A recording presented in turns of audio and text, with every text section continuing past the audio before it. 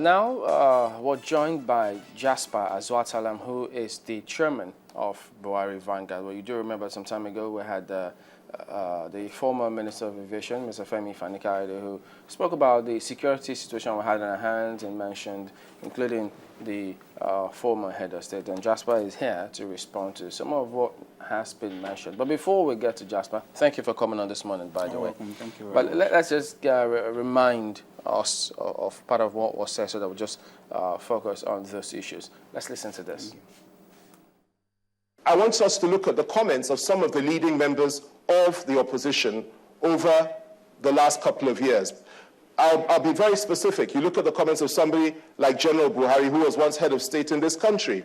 Just last year, he said that Boko Haram should be granted amnesty, that Boko Haram should be treated with kid gloves, that Boko Haram should be treated in the same way as the Niger Delta militants. That is to say, they should be sent abroad, given money, paid a monthly salary, and so on and so forth, and that they should not be killed.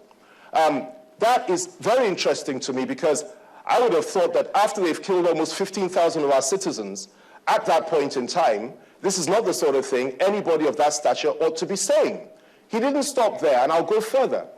In 2001, well before the insurgency started, the same gentleman said that in this country, in Nigeria, that he would spread Sharia, which is one of the cardinal principles of the Boko Haram philosophy, the spread of Islamic Sharia. He would spread it throughout the country. That was his stated objective as far back at that time. It tallies with the objectives of Boko Haram. Again, he said in 2001 that Muslims should vote only for those that will protect their interest. He said that even as far back as that time. This calls to question a number of issues as far as I'm concerned. Okay? Again, in 2001, he said that why should Christians be bothered when Muslims chop off their limbs? That after all, it's an all-Muslim affair. And of course, finally, he said that Nigerians and Muslims should only vote for people that will protect their own interests. Well, Jasper is here to respond to somebody. You heard those issues, and that's why you're here. What do you think? Yeah, I heard them. But first of all, let me pick one of them towards the latter part of what he said. He said that General Buhari said that he is committed to spreading the Sharia in Nigeria. And he later went ahead to say that General Buhari has also shown that asked the Muslims to vote for someone who is committed to protecting their interests. I think I've listened to Fani-Kayode. I think the challenge he's having is the challenge of understanding and getting the right knowledge. What is Sharia? Sharia is the principle that guides the Muslim religion. And the issue we have in this country is that a lot of people are not just tolerant with religion. General Muhammad Buhari is a very committed Muslim. And he has the right to have a religion. I am a very committed Christian. And if I say I'm going to work hard to spread the gospel of Jesus Christ, does it constitute a criminal offense? But because you are a Christian and you hear me say, I will work hard to spread and make sure that I spread the gospel of Jesus Christ, if you are a Christian, you probably will not see anything wrong with that. But when a Muslim said, I am going to do well to spread, maybe to make sure I spread the tentacles of Sharia law, which is the principle of Islam, because you do not understand what it means, you think he's saying, what does he understand by Sharia law? But do you think that that misconception also happens if you say that and you're running for office, maybe along the way, maybe you drop it and people pick it up and think that that may constitute maybe a part of campaign message? Don't you think that that may be where it might not be too clear? That is what I said. We have a problem of understanding, and not just a problem of understanding. We have people who are making conscious effort to distort facts and deceive the Nigerian public. Because all this while, what we are talking about is good governance. When Nigeria say they need good governance, we need good roads, we need power supply, we need our education system to work.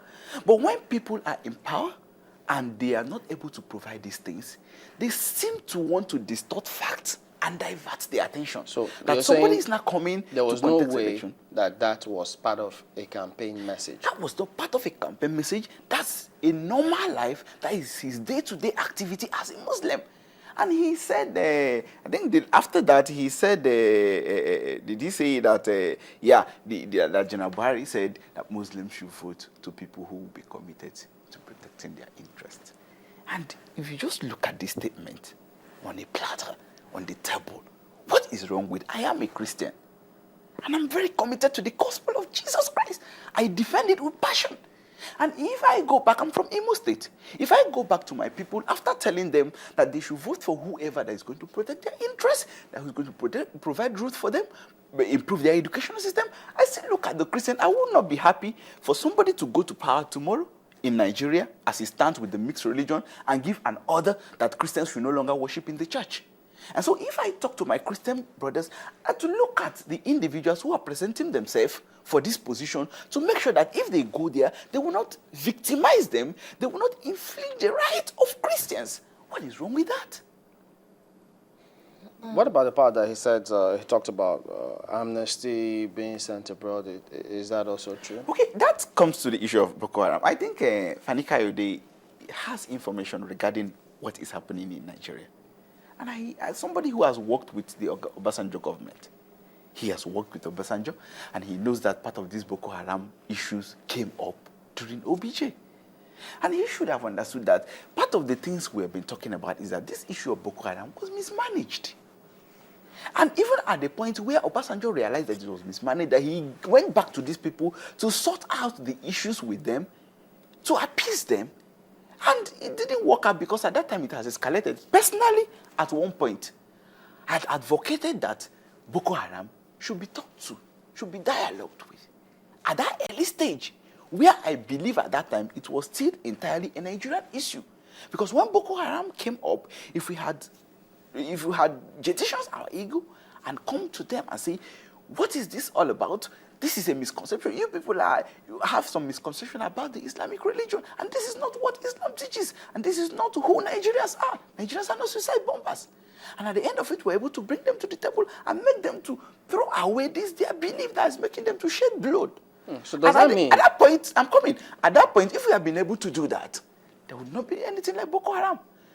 As much as at the early stage, if you look at some of my articles on the newspapers, I advised the government to talk to them. But when I now looked at this issue of Boko Haram, that it has gone beyond the shores of this country.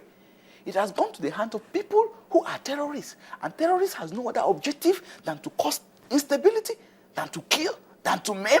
And at this point, I'm sure this is what Boko Haram stands for. And I've told them that as far as I'm concerned, there's nothing to talk about. What the government should do is to come out and stop them. And if I had heard this view earlier, when Boko Haram was coming up, that they should be talked to, that somebody should prevail on them. And at that point, it was not done. And it has escalated to even foreigners. I still believe that what is happening in Nigeria, there are Nigerians that are culpable, that their hands are in Boko Haram, but I believe that there are a lot of foreign assistance from international terrorist organizations that is helping and even sponsoring this Boko Haram with the aid of those in Nigeria here who are supporting them, who are still part of them, making the whole thing to go up. So if at that time where they are Nigerians and they're only Nigerians, I believe that they should be talked to and if possible should be dissuaded from what they are doing. And if it didn't happen and at this point it has gone up, and I'm still saying that the government should use full force on them and stop them. All right. What is that? Let me read part of this text because maybe that may be connected with what is also being touted, and good thing you're here to respond to it. It was on the 3rd of July 2014, but this was posted on the 2nd of July 2013 in the front page of This Day newspaper. It says, quote, former military head of state and 3-time presidential candidate Major General Buhari has criticized the current war against the Boko Haram Islamic sect, saying it is a gross injustice against the North. Buhari, who featured on the Guest of the Week Hausa program of the Kaduna-based Liberty Radio Sunday, said, unlike the special treatment given to the Niger Delta militants by the federal government, the Boko Haram members were being killed and their houses demolished. Okay, like, let me state something first before I go into this. The issue is that most of the things General Buhari had said in the past, like you said, it was in an Hausa program, most of them has been misinterpreted and brought to suit the purposes of those who think that General Muhammad Buhari is the only threat that they have in their corruption acts in Nigeria. Then, having said that, you look at one issue that came up lately, and they said General Buhari was talking in an Hausa adage, and they interpreted it to mean that General Buhari said the dog and the baboon will be soaked in their blood. And people carried it up and said General Buhari said, in fact, there will be flow of blood and people will die during the 2015 election. And Chamberlain, if I tell you, and maybe you come to me and you tell me you're having a challenge, and I use the popular phrase, or is it a proverb or a dramatic expression in English, which said, Chamberlain, take the bull by the horn. Do I mean you should go and look for a bull and hold the bull by the horn? This is a phrase. But this is a dramatic expression. What has meaning? What it literally means is that, Chamberlain, stand up to your feet and face your challenge. And if somebody says the dog and baboon will be soaked with blood, this is a Hausa adage that is even in Hausa. I don't even know how they managed to translate it in English to mean that whether we are dogs in Nigeria or whoever is the baboon and the dog, I've not seen a baboon and dog competing and taking part in politics here. Then